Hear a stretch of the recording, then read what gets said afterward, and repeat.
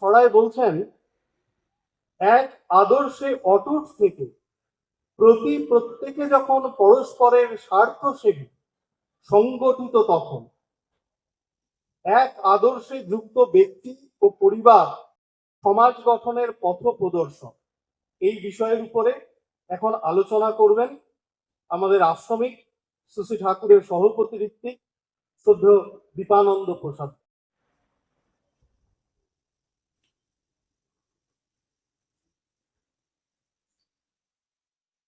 इस सभा में उपस्थित उनके कर्मजन, माताओं, भाइयों, बहनों, सबको मेरा प्रणाम, सबको मेरा जय। जैसा कि आज के विषय में मुझे चर्चा करने दिया गया है, यह विषय है एक आदर्श युक्त मनुष्य, व्यक्ति और परिवार समाज गठन में पथ प्रदर्शक। विषय से संबंधित होने के चलते मुझे अपना थोड़ा परिचय भी देना जरूरी पड़ रहा है। मेरे दादाजी सन 1946 में ठाकुर का दीक्षा लिए और 48 में देवघर आए। दीक्षा जब लिए थे ठाकुर, उसमें देवघर नहीं आए। और 48 में आने के बाद लगातार साल में 2 बार 3 बार ऐसा आते थे। 49-50 जाते जाते उस समस्तीपुर के फाउंडर प्रिंसिपल रहते हुए वहां से रिजाइन देके ठाकुर जी के इस आंदोलन से जुड़ गए। ये 1951 की बात। मेरे पिताजी श्री रामनंदन प्रसाद, वो 1951 में उसमें ग्रेजुएशन की पढ़ाई कर रहे थे। तबीयत वगैरह काफी खराब होने के कारण ठाकुर उनको अपने पास बुला लिए थे। यहाँ रह के ही वो ग्रेजुएशन पास किए, और वो भी ठाकुर जी की दया से ही। और वो सारा जीवन ठाकुर के काम में अपने को निछावर की। उसके बाद तीसरी पीढ़ी के रूप में मेरे बड़े भैया शिवानंद प्रसाद, जिसको आप लोग राजूदा बोल के जानते हैं, वो जन्म से ही पढ़ाई लिखाई तो देवघर में ही हुआ, कुछ 1-2 साल बाहर था। जन्म से लेकर अभी तक ठाकुर जी के काम में श्री श्री बौरदा, पूज्यपाद श्री श्री दादा और वर्तमान आचार्य का निर्देश पालन करते हुए चल रहे हैं। ये मेरा सौभाग्य है कि ऐसे पारिवारिक परंपरा में और आचार्य देव के मार्गदर्शन में मुझे जीवन में आगे ठाकुर जी की भावधारा से लेके चलने का मौका मिला है। मैं उसी आधार पे ये जो विषय है, एक आदर्श व्यक्ति और परिवार समाज गठन का पथ प्रदर्शक है, उसी आधार पे मैं इसको थोड़ी सी आप लोग को एक्सप्लेन करने की कोशिश करूंगा। आज के समाज का अवस्था क्या है, ये आप लोगों से छुपा हुआ नहीं है। मैटेरियली बहुत डेवलप हो रहे हैं हम लोग, घर, गाड़ी, बाड़ी हर तरह से डेवलप हो रहे हैं, लेकिन सबसे ज्यादा समस्या है ह्यूमैनिटी का। मनुष्यत्व कहाँ है? लोगों में ज्ञान की कमी नहीं है, प्रतिभा बहुत है, प्रज्ञा का अभाव है, नॉलेज है, विजडम नहीं है।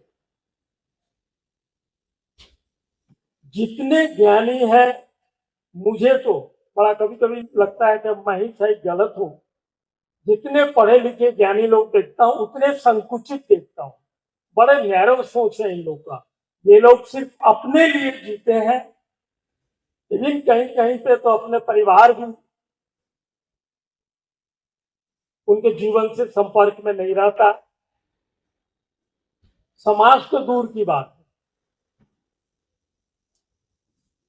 ये डेवलपमेंट है, ऐसा ही डेवलपमेंट है। ठाकुर इसलिए बोलते थे मैटेरियल डेवलपमेंट का अर्थ है, मैटर शब्द आया है मदर से, और मदर का अर्थ होता है टू मेजर। जब डेवलपमेंट मेजरेबल नहीं हो और नियंत्रित हो तो वो मेरे लिए ही काल बैठता है। हम उसी में, उसी प्रवृत्ति में दबके रह जाते हैं। लोगों की जो प्रवृत्ति है आज के जो समाज में, काम, क्रोध, लोभ, मोह, मातस्य, ये जो कॉमन प्रवृत्ति है, इसको त्यागने की बात कभी ठाकुर बोले नहीं। ठाकुर बोले हैं इसका सदुपयोग करना। अरे ये नहीं रहेगा तो जीवन का उपभोग हम लोग कैसे करेंगे? ये तो चाहिए मुझे, ये जरूरत है, लेकिन ये मेरे लिए या मैं इसका बनू, ये सब मेरे सर्वेंट है। मैं सर्वेंट को जब मालिक बना बैठूंगा तो मेरा जीवन अनियंत्रित होगा। मैं कभी क्रोध में, कभी लोभ में, कभी लालसा में, कभी मान में खुद को सरेंडर करता रहूंगा, और हम में, मेरे अंदर जो पोटेंशियल है वो पोटेंशियल टूटता रहेगा, वो क्षमता कभी पूर्ण नहीं कर पाएंगे। इसीलिए एक नियंत्रण की जरूरत है, इसीलिए एक आदर्श की जरूरत है। ठाकुर से एक सवाल किए थे, समाज में ऐसे बहुत ही प्रतिभाशील लोग हैं जो कभी लाइन है, जो मैं बड़ा आश्चर्य हुआ था सुनते। ठाकुर बोलते हैं ऐसे मरे लोगों की तालिका लेके ज्यादा गर्व ना करें। ये लोग अपने को ही एक अपना आदर्श मानते हैं, ये किन्हीं को मान के चलने की आदत नहीं होती है। ये अपने ज्ञानाभिवाद में ही डूबे रहते हैं। इनका यदि असल परिचय पाना चाहते हैं तो इनके परिवार के लोगों से संपर्क करें, तब उनका वास्तविक परिचय का पता चलेगा। हम लोग तो समाज में जिनको समझते हैं कि बड़े योग्य लोग हैं, उन लोग का परिचय वास्तव में परिवार के लोगों से पता चलता है। उनके परिवार वाले उन्हीं को नहीं मानते। अधिकतर के केस में यही होता है, और उसका कारण है उनके जीवन में कोई आदर्श नहीं है, उनका कोई आत्मनियंत्रण नहीं है। वो सिर्फ खुद का ही प्रदक्षिण करते हैं, अपने में ही घूमते हैं, और अपने को सब समय स्टैब्लिश करना चाहते हैं एक आदर्श के रूप में। और इनको जो फॉलो करते हैं वो तो ये तो जाते ही जाते हैं, उनको फॉलो करने वाले वो भी गड्ढे में डूबते हैं। इसीलिए ठाकुर जी की एक वाणी मैं आप लोग को अभी पढ़ के सुना रहा हूं।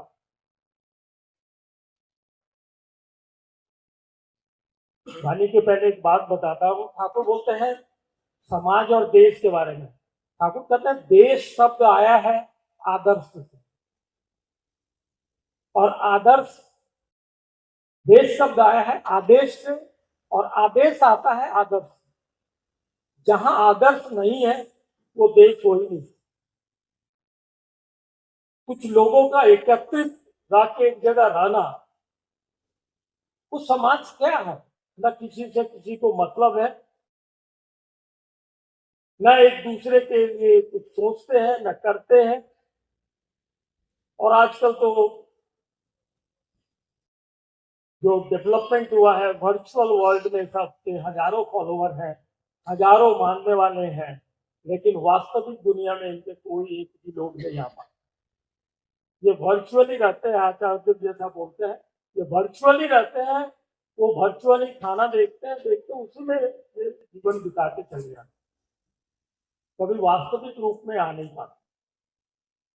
इसीलिए ठाकुर जी की एक वाणी मैं आप लोग को पढ़ के सुना रहा हूं।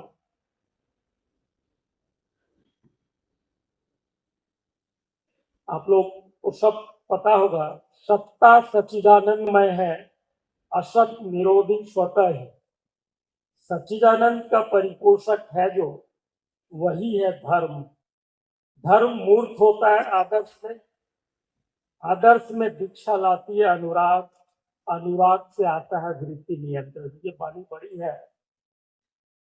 ये वृत्ति नियंत्रण जो भी है, ये बिना किसी आदर्श का, और ये आदर्श जो हमारे भूत, हमारे वर्तमान को हर तरह की समस्या का कारण और समाधान देते हैं, वही मेरे वास्तविक रूप से आदर्श है। तो ये आदर्श के बिना समाज का तो परिकल्पना करना संभव ही नहीं है। वो समाज वैसे ही समाज होगा जो छंद से टूटा हुआ, कोई ताल तंद नहीं है। डेवलपमेंट हो रहा है, वो डेवलपमेंट वैज्ञानिक बोलते हैं development individual human being degenerate कर रहा है, फिजिकली, मेंटली, इंडिविजुअली। लेकिन जो कॉमन ब्रेन है, कॉमन नॉलेज को लेके ही मटेरियल डेवलपमेंट हो रहा है। किसी का individual human day by day degenerate है, सामूहिक नॉलेज को एक जगह इकट्ठा करके आगे बढ़ रहा है। ये बहुत पहले एलेक्सिस कैरेक ये बात बोले थे। इसलिए ठाकुर जी की एक वाणी है, एक आदेश में चलते जो, उनसे ही समाज हो। बिना आदर्श का कोई समाज बन ही नहीं सकता, वो समाज में कोई प्राण ही नहीं रह सकता। इसीलिए आदर्श जो हम लोग को ठाकुर मिले हैं, हम लोग को ये समाज पर ठाकुर बोलते पथ प्रदर्शक बन के दिखाना पड़ेगा। और ये बनना तभी संभव है जब मैं अपने अपने परिवार में continuation, generation by generation Thakur ji को मान के चलूं। तो मैं ऑफिस में तुलसी बौर्ता के निर्देश पे पहले कॉलेज लाइफ में ऑफिस का कुछ काम करता था, तो श्रद्धे पंडित दा केशवरा के लड़के थे, वो साइन करने आते थे। कभी कभी ठाकुर जी की चर्चा छिड़ी आती थी, तो वो एक बात मुझे बोले थे, मैं उस समय से मेरे दिमाग में ये बात बैठा है।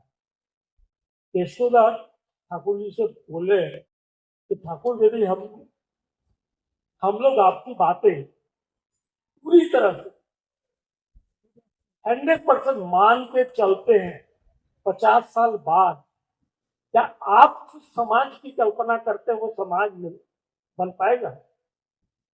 ठाकुर का उत्तर सुन लीजिए। ठाकुर बोलते हैं पागल हो नहीं, पागल है आप।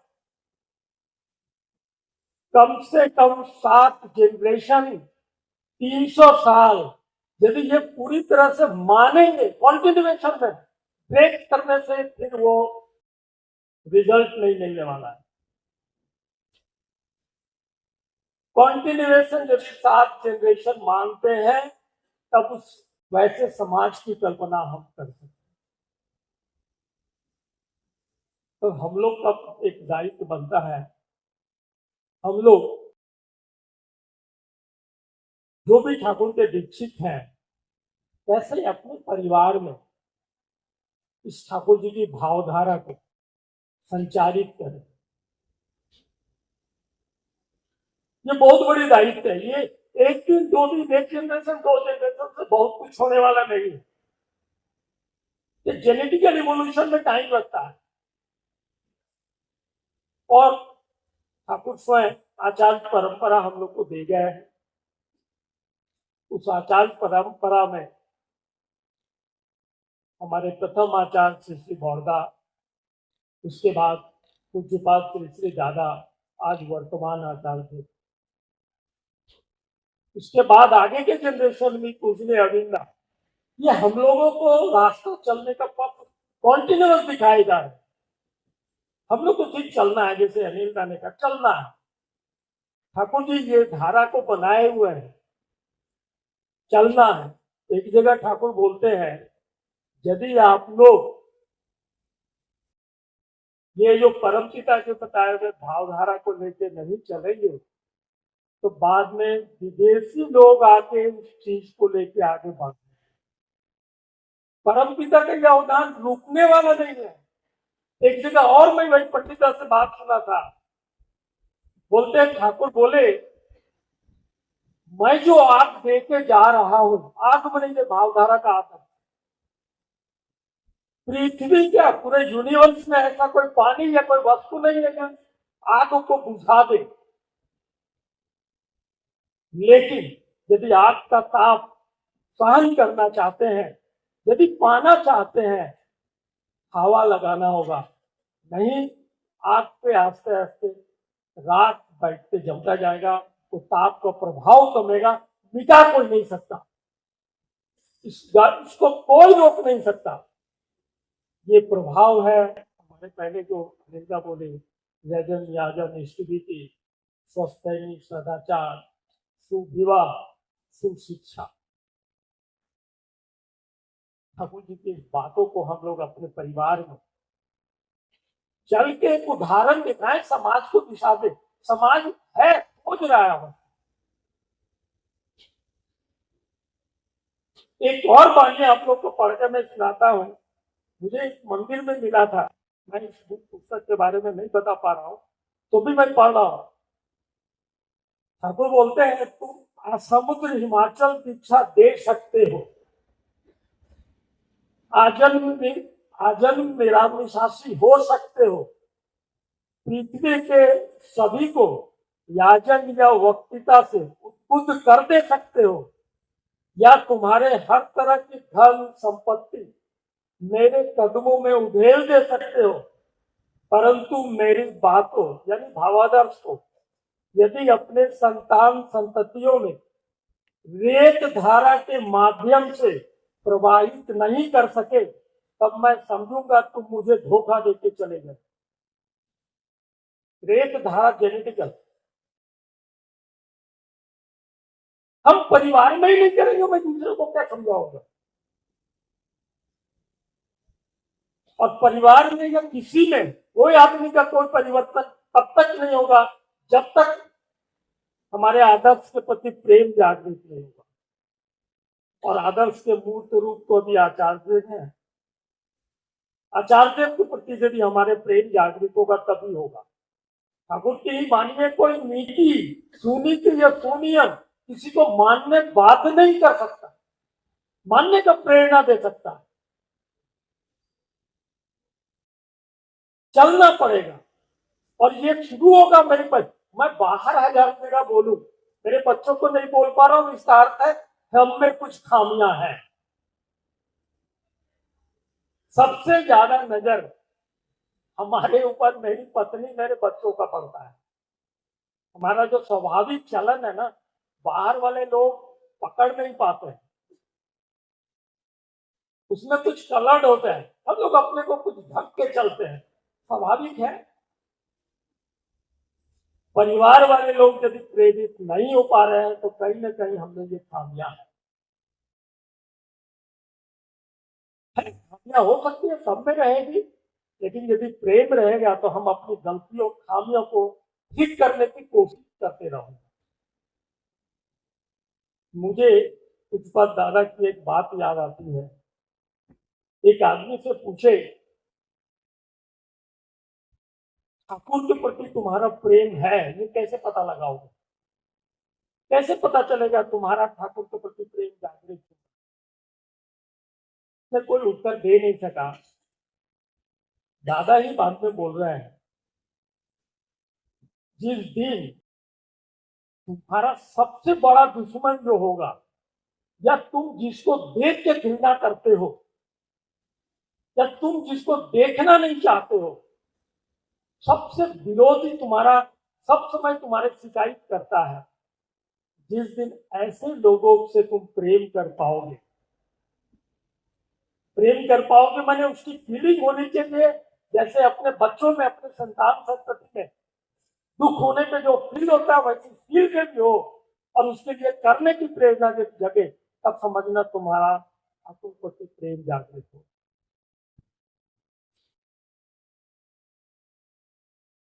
जिस दिन ये प्रेम जागृत होगा, हम अपना आत्म नियंत्रण, सेल्फ एनालिसिस और सेल्फ कंट्रोल हमारे यही नाम ध्यान से शुरू होगा। अभी जो हमारे पहले अनिंदा बोले ना, ठप ठपानी, नॉकिंग करते हैं, ठाकुर मैंने ठोकर देना, ठाकुर खुद बोलते हैं ठोकर देते हैं, लेकिन वो ठोकर कब मैं अनुभव करूंगा, जब कुछ थोड़ा ठाकुर के लिए किया रहेगा तब तो। अभी वर्तमान आचार्य जिस तरह से ठाकुर जी की वाणियों का व्याख्या कर रहे हैं, ये अद्भुत है। अभी उत्सव में बैठ नहीं पा रहे हैं, दिन बाद देखेंगे सवेरे जो वाणी पाठ होता है उसका एक एक शब्दों का अर्थ वो तोड़ते हैं, हमारी जो समझ की दृष्टि है वो दूर भी नहीं जा पाती है। एक वाणी मैं बोल रहा हूँ आपको, सत्यानुकरण की वाणी है, एकानुगति, तीव्रता और क्रमागति में ही जीवन का सार्थकता और सौंदर्यता है, ये सत्यानुसरण की वाणी है। मैं तो समझा था एकानुरक्ति मैंने एक के प्रति अनुरक्ति, ठाकुर के प्रति अनुरक्ति, मन डाइवर्ट इधर उधर नहीं, प्रेरणा दे सकते हैं, कोई प्रेरणा के स्रोत हो सकते हैं, लेकिन हमारी, मैं चाहे मंदिर जाऊं कहीं जाऊं, मुझे ठाकुर ही स्मरण आते हैं। मैं इतना ही समझता था। आचार्य का जब एक्सप्लेनेशन कर रहे हैं तो बोलते हैं एकानुरक्ति से इतना ही नहीं है, एकानुरक्ति का अर्थ यहाँ अपनी हर प्रवृत्तियों को, काम से, क्रोध से, लोभ से, मोह से, मातस से, ठाकुर मेरे वो खुश हो रहे हैं, ये ठाकुर के लायक बन पा रहे हैं ऐसा काम, तभी वो एकानुरक्ति है। और तीव्रता, अभी जो डीपी वर्ड की बात हो रही है, कहाँ पता चलेगा मैं मेरे अंदर वो ठाकुर जागृत हुआ है, कहाँ? नहीं अप्लाई करेंगे तब तो। हम जाएंगे, किसी लोगों से मिलेंगे, बड़े सारे बाधाएं आएगी जाने के पहले, शारीरिक बाधाएं, मानसिक बाधाएं, लोगों का बहुत तरह की बातें सुनना पड़ेगा, ये बाधाओं को पार करना, वही चीज था यजन यागन। हम दूसरे को प्रेरित नहीं कर पा रहे, जब तक प्रेरित नहीं करेंगे, नॉकिंग नहीं होगा, मेरा अपना यजन भी ठीक नहीं होगा। हम अपने दायरा को सीमित ना करें। यदि मेरे जीवन की परिधि छोटी होगी, मेरी योग्यता भी छोटी होगी। ठाकुर चाहते हैं हम लोग असीम बने, हम उसी असीम के फॉलोअर्स हैं, असीम बने। असीम कब बनेंगे? हम जितने लोगों के जीवन का उच्च आगे बढ़ने का, बड़ा बनने का प्रेरणा के स्रोत बनेंगे, उतना ही मेरी परिधि बढ़ेगी, उतना ही मेरी योग्यता बढ़ेगी। ये तभी होगा हम लोग जब डीपी वर्क के लिए लोगों को जाकर प्रेरित करें, जाने। और जागरण सिर्फ ऐसा नहीं होता कि जागरण दीक्षा दीक्षा दीक्षा, जागरण ये नहीं है, सिर्फ इतना ही जागरण नहीं है। जागरण यदि है तो दीक्षित है, उनमें कहीं कोई भाव अटका है, कोई समस्या है, उनको हम अपने बातों से, अपने व्यवहारों से, अपनी सेवा से इतना प्रेरित करें तो वो भी मेरे साथ डीपी वर्क के लिए जाने के लिए खुद बोले मैं भी जाऊंगा। तभी ये बात पता चलेगा हम में कितनी क्षमता है। और ये जब तक, और ये वन टाइम नहीं है, एक बार, दो बार, 10 बार, 10, ये कॉन्टिन्यूअस प्रोसेस है दादा। ठाकुर सिर्फ इस जन्म के लिए नहीं है, ठाकुर मेरे इस जन्म के पहले भी थे, मेरे इस जन्म के बाद भी रहेंगे। इसलिए ठाकुर बोलेंगे ननिदा को, एक बार ऐसे ननिदा और दो दो आदमी से मैं सुनाऊं, 300 साल एक आदमी, 500 साल बाद कौन कहाँ रहेगा, मैं वही सोच रहा हूँ। 500 साल मैंने मेरा 7 जन्म, मेरा इस जन्म का क्या, 2 दिन पहले की बात याद नहीं रहती, 7 जन्म के बाद कहाँ रहेंगे, वो भी वो विचार कर रहे हैं। लेकिन जरूरत है, हम तो ठाकुर से जुड़, ठाकुर तो मुझे मौका देंगे, दे रहे हैं, दिए हैं, हम अपने अंदर कितना जागृत कर पाए, इसका सूत्र भी ठाकुर बता दिए। हम लोग कोशिश करें, पहले इस भाव को अपने परिवार में एक ही साथ, ऐसा नहीं होता है जब पहले घर करें तो बाहर जाए, कंटिन्यूअस होता है। बहुत समय बाहर के लोगों को प्रेरणा या हमारे प्रति श्रद्धा देके मेरे बच्चे, मेरे संतान मेरे प्रति श्रद्धा जागृत होता है, ऐसा भी होता है। इसीलिए जो डीपी वर्ग की बात बार बार में चर्चा होती है, इतना कष्ट करके पूछने अविंदा कोरोना पीरियड में पागलों की तरह करके काम करके ये किए हैं, और एक कंपाइल में इतनी बड़ी data 5 lakh 7 lakh data compile करना आसान बात नहीं है, लगे हुए हैं इतने यंग लड़कों युवकों को। आजकल के युवक कहाँ है, सब तो अपने करियर में फंसे हुए हैं, कौन मिलता है, इवन युवा तो आज के अपने परिवार के लिए भी नहीं है। ऐसे युवाओं को अविंदा प्रेरित करके पकड़ कर लाकर जैसे भी हो ठाकुर के काम में लगा रहा, और यही तो अमृत की धारा है, यही तो अमर होने का एक पंथा है। हम लोग जितना ठाकुर को लेके अपने जीवन में ठाकुरत्व जागृत करेंगे, उतना ही हम जीवन में आगे बढ़ते रहेंगे। मैं अंत में आप लोग सभी का ठाकुर में जीवन, आनंद में जीवन की कामना करके मेरी बातें समाप्त करता हूँ। जय गुरु। আলাপনী সাহিত্যে আমরা পাই ঠাকুর একদিন কথা প্রসঙ্গে বলছেন, জাগতিক নিয়মে আমরা কেউই চিরকাল থাকি না, আমিও থাকব, কিন্তু আমার ইচ্ছা করে আপনারা বংশ পরম্পরায় আপনাদের মধ্যে আমাকে বাঁচিয়ে রাখুন। রাজেশ দা, কৃপানন্দ প্রসাদ, তার আলোচনা শুনতে শুনতে একটা অনন্য অনুভূতি হচ্ছে।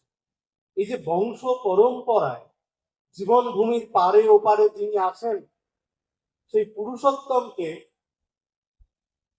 কিভাবে জীবন্ত করে রাখা যায়, তেমনই একটা পরিবারের সন্তান তিনি। তাই তার কথার মধ্যে যে ওজস্বীতি ছিল, বংশ পরম্পরায় সেই পুরুষোত্তমকে জীবন্ত করে রাখলে সেই পরিবারের প্রত্যেকটা সদস্যের জীবন এরকমই ওজোদ্দীপ্ত হয়, আর সেই ওজোদ্দীপ্তি সমাজকে পথ দেখায়। অত্যন্ত সময়োপযোগী একটা প্রাঞ্জল আলোচনা আমরা সদ্য রাজেশ দার কাছ থেকে শুনলাম।